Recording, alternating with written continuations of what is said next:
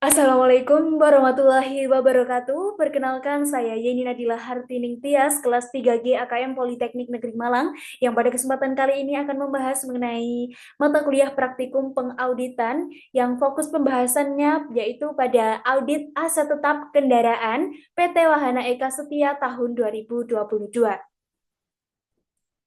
Baik, terdapat 6 pokok bahasan materi yang akan saya sampaikan pada kesempatan kali ini.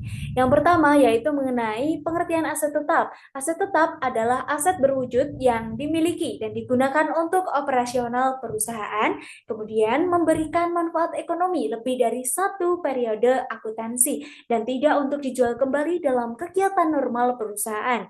Aset tetap dicatat sebesar harga perolehan dan disusutkan selama umur manfaat ekonomisnya. Contoh dari aset tetap yaitu ada tanah, kemudian ada bangunan, ada peralatan, ada kendaraan, dan juga ada mesin. Kemudian mengapa aset tetap itu perlu untuk diaudit? Nah, aset tetap adalah salah satu komponen terbesar dalam laporan keuangan perusahaan. Sekecil apapun kesalahan dalam perhitungan penyusutan, maka akan langsung mempengaruhi laba perusahaan. Nah, audit aset tetap ini bertujuan untuk satu, memastikan aset itu benar-benar ada secara fisik, kemudian memastikan harga perolehan, penyusutan, nilai buku itu sudah tepat pencatatannya dan sesuai dengan standar. Kemudian tidak ada aset yang dimiliki namun belum dicatat dan disajikan serta diungkapkan wajar di laporan keuangan.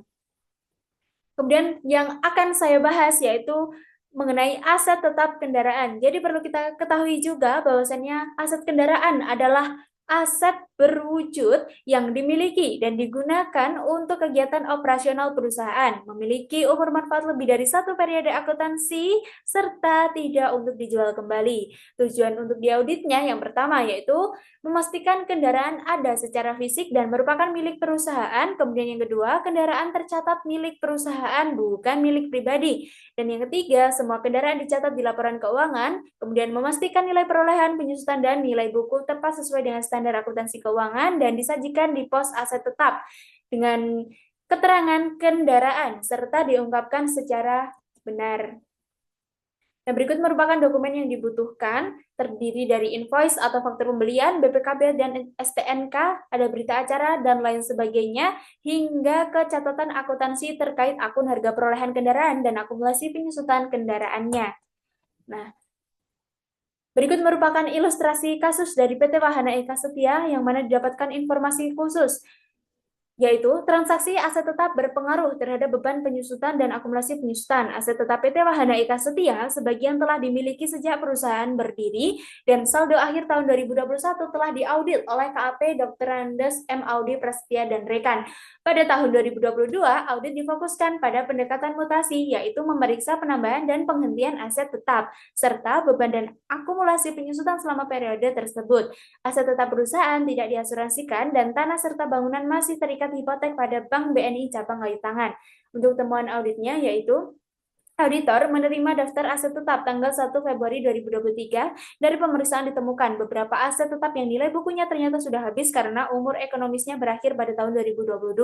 Hasil inspeksi fisik menunjukkan bahwa jumlah dari aset sesuai dengan daftar dan kondisi fisiknya itu masih baik meskipun sebagian aset yang umur ekonomisnya telah habis masih digunakan dalam kegiatan operasional. Nah, berikut merupakan bukti audit yang digunakan. Yang pertama itu ada saldo buku besar aset tetap dan akumulasi penyusutannya per 31 Desember, ada tahun 2021 dan juga ada 2022. Kemudian ada daftar aset tetap.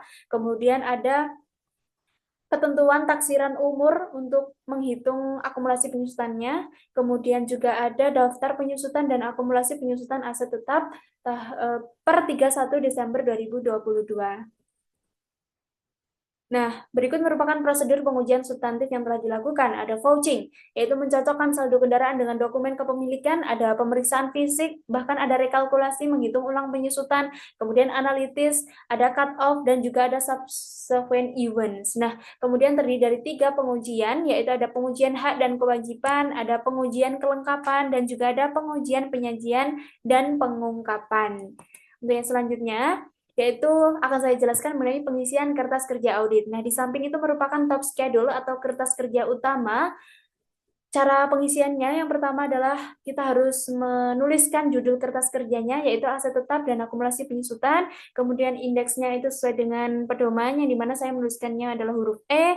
Nah, kolom keterangan ini diisi harga perolehan kendaraan. Nah, jadi di sini saya mengerjakannya itu dari harga perolehan terlebih dahulu, kemudian menghitung kertas kerja berikutnya, kemudian menyelesaikan dari harga perolehan terlebih dahulu. Kalau misalnya harga perolehan telah selesai, maka baru dilanjut ke akumulasi penyusutan. Baik, akan saya lanjut mengenai harga perolehan. Ketika sudah diisi keterangan kendaraan, maka ref ini juga diisi sesuai dengan indeks masing-masing untuk aset tetap dan akumulasinya. Nah, kemudian saldo per buku ini didapatkan dari bukti audit aset daftar aset tetap.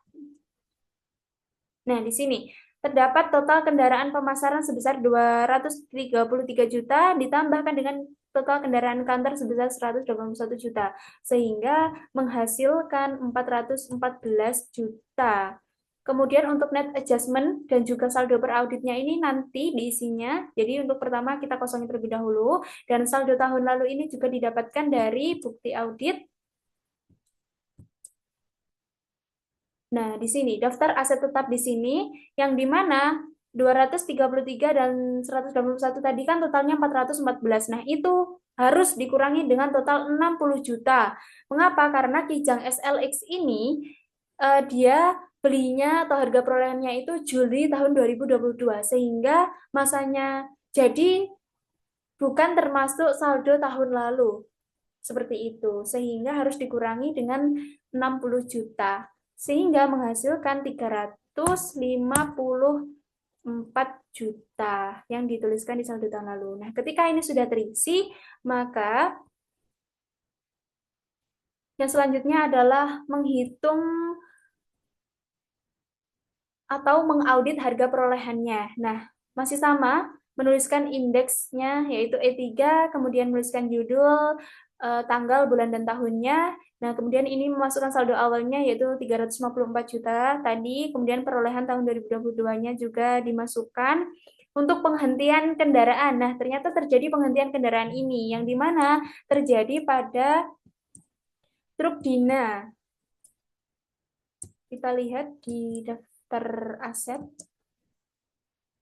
Nah, truk dinas 100 Januari 2013. Ini kan masa manfaatnya itu 10 tahun. Jadi ketika dihitung dari Januari 2013 ke 10 tahun kemudian itu telah habis masanya sehingga harus diberhentikan. Seperti itu.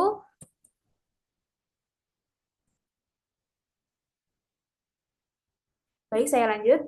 Nah, kemudian semuanya ini dari saldo awal, perolehan, dan penghentian ini dijumlahkan sehingga ketemu saldo auditnya sebesar 342 juta. Dan juga saldo buku besarnya yang di awal tadi kita masukkan di sini untuk dibandingkan ternyata terjadi selisih sebesar 72 juta. Nah, inilah yang akan dimasukkan ke top schedule tadi ini. Sehingga saldo per auditnya itu 342 baru kita masukkan dan juga net adjustment atau selisihnya kita masukkan sebesar 72.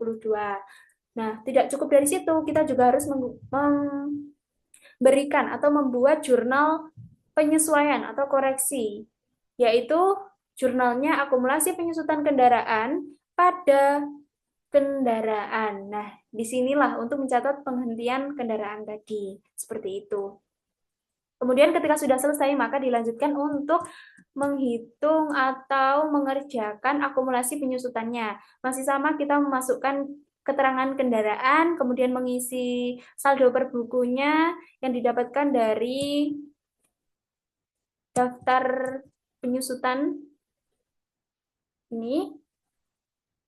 Untuk akumulasinya, di 164 350 ditambah dengan 64 sekian. Nah, sehingga hasilnya adalah 229 sekian. Sebentar. Nah, menghasilkan 229 121 sekian tadi. Nah, untuk net adjustment dan saldo per auditnya masih sama, kita kosongi saja terlebih dahulu karena masih tahap awal dan untuk saldo tahun lalunya juga sama didapatkan dari bukti audit bagian akumulasi penyusutan di tahun 2021, yaitu ada 141 ini ditambahkan dengan 45 sekian ini, sehingga menghasilkan saldo tahun lalu. Nah, seperti itu. Ketika ini sudah selesai, maka akan dilanjutkan untuk menghitung penyusutan aset tetap kendaraan tahun 2022. Semua jenisnya, mulai dari kendaraan pemasaran, kendaraan kantor, itu dihitung. Sehingga yang di sini yang membedakan adalah Kijang SLX ya, karena tadi harga perolehannya itu 2022 di bulan pertengahan yaitu Juli, sehingga di sini harus disesuaikan dengan rumusnya 60 juta dibagi 8 dikali 6 per 12 karena Juli ke Desember itu adalah 6 bulan sehingga di sini harus dikalikan dengan 6 per 12 sehingga total dari kendaraan pemasaran ditambah dengan total kendaraan kantor terjadi ketemulah jumlah penyusutan kendaraan tahun 2022 sebesar Rp42.175.000 yang dimana ini kita tuliskan di kertas kerja berikutnya, yaitu indeks E3. Nah, ini. Kemudian menuliskan saldo awalnya masih sama. Kemudian untuk penyusutan yang baru dihitung, dimasukkan di sini juga. Dan juga memasukkan akumulasi penyusutan penghentiannya sebesar 72 juta, ini juga mengurangi, sehingga ketika semuanya ketiganya ini ditotal, itu akan menghasilkan saldo audit sebesar 157 sekian. Nah, untuk saldo buku besarnya juga dituliskan, dan juga sama dibandingkan ternyata terjadi selisih. Selisihnya itu sebesar Rp72.175.000. Sehingga dari selisih ini harus dibuatkan jurnal, yaitu jurnalnya akumulasi penyusutan kendaraan pada beban penyusutan kendaraan sebesar 175.000, di mana ini adalah mencatat selisih saldo audit, akumulasi audit, dan juga buku besar. Ketika ini sudah selesai, maka kembali lagi ke top schedule atau kertas kerja utama. Kita memasukkan net adjustment-nya 175.000 dan untuk saldo per auditnya yaitu adalah 229 juta sekian.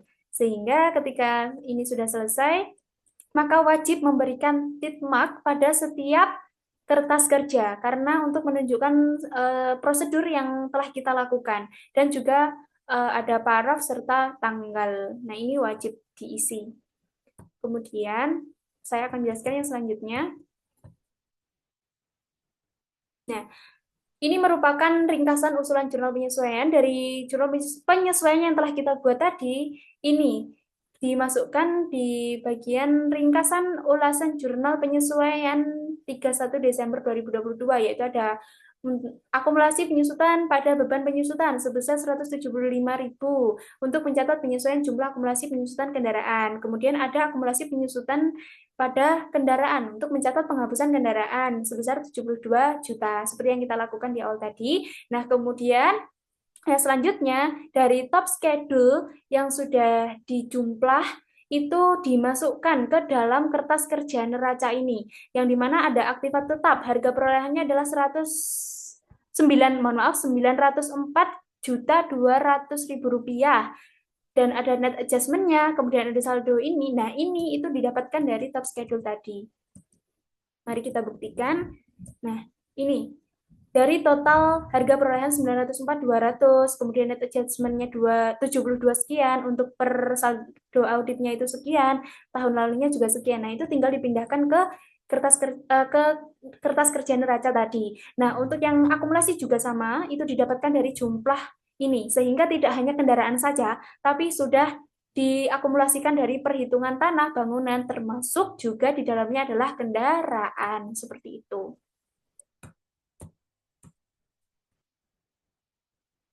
Nah, baik. Kemudian ada kertas kerja perhitungan laba rugi dan juga laba tidak dibagi. Nah, di sini ada beban penyusutan, yang dimana ada bagian beban administrasi umum dan ada beban pemasaran, yang pastinya di sini sudah diinkludkan dari beban penyusutan yang sebelumnya sudah kita buat tadi, seperti itu.